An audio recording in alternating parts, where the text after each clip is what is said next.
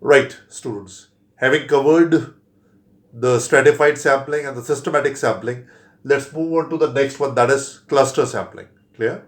Now, cluster sampling, students, you have to remember, is another form of restricted random sampling. The time I explain, students also try to find out its difference from stratified sampling because they appear to be same, but still they are different. Let's take an example. Example of a marketing company I'm going to take, students. If you've heard the name of it, Paradeep Phosphates. It's a leading company which sells fertilizers used in the farm. Green revolution time, right? Isn't it? So fertilizers are required and they are still used even though organic farming is very vehemently being recommended because of the quality of product. But any which way, fertilizer based company in a state which has 10 villages, I'm going to concentrate on that one, goes into research to find how much it is successful. How many of these people are using here these Paradip phosphates fertilizers manufactured by this particular company. So these are the investigators. They are trying to find out the research. They are trying to come up with the research of these villages. So what they will do, they have an option. Of all these 10 villages, they can take 10 village and go for census. Now that is extremely demanding, time consuming, as well as money involved. So what they can do is, instead of taking uh, all of them, they can pick some of the villages, let's say for number 2 or number 8, along with number 6. Out of 10, randomly they can pick three three of these villages. Each village will be referred as cluster as such. And in every cluster or in every village, you will find lot of people who are using phosphates. Some of them might be using these fertilizers made by this company, or might be going into organic farming using only manures. So you will have lot of farming community doing farming with fertilizers, maybe using their product or some other company. There might be also people who will be doing organic farming, right? But they all are different villages. Instead of going for all of them, we have taken three of them.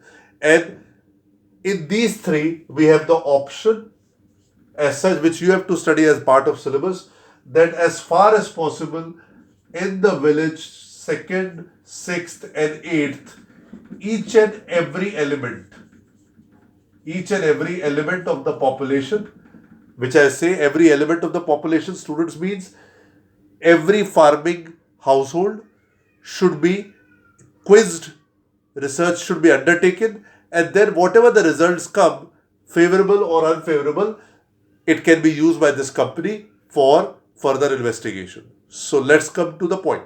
Bottom line, all villages will not be, all villages in a state will not be going into survey. A company has randomly picked three of them, right?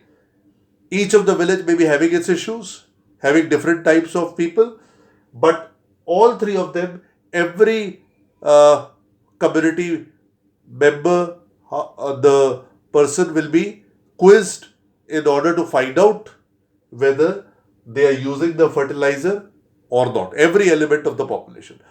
I hope it's quite clear. Now, that is what is called as cluster sampling. Point number one, all of them not taken, some of them taken. Guess what is the difference between this one and stratified sampling?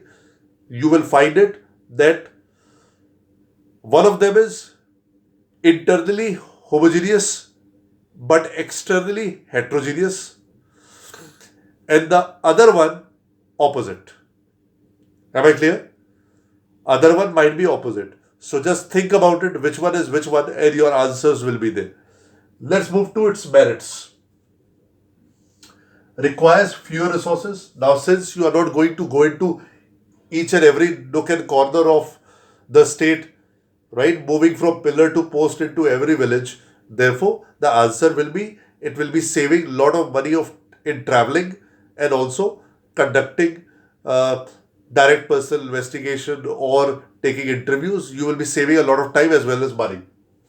Flip side, I mean, if the research member is really looking to please his managers, then what he can do, he can handpick a particular state where he knows that the sale is coming pretty nice. Therefore, he will pick this particular state where he knows the result will be opposite.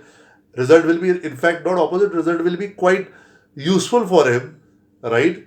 And which will be depicting the higher sales for this particular village, and therefore it will be pleasing his managers, right? Pleasing to his managers. Therefore, little bit of favoritism, little bit of biased opinion may be there, and that is something which is one of the demerits of this particular method. So, has a positive, has a flip side. Remember, there is a difference of this one with stratified sampling, which I'll be putting forward in the next video. Thank you.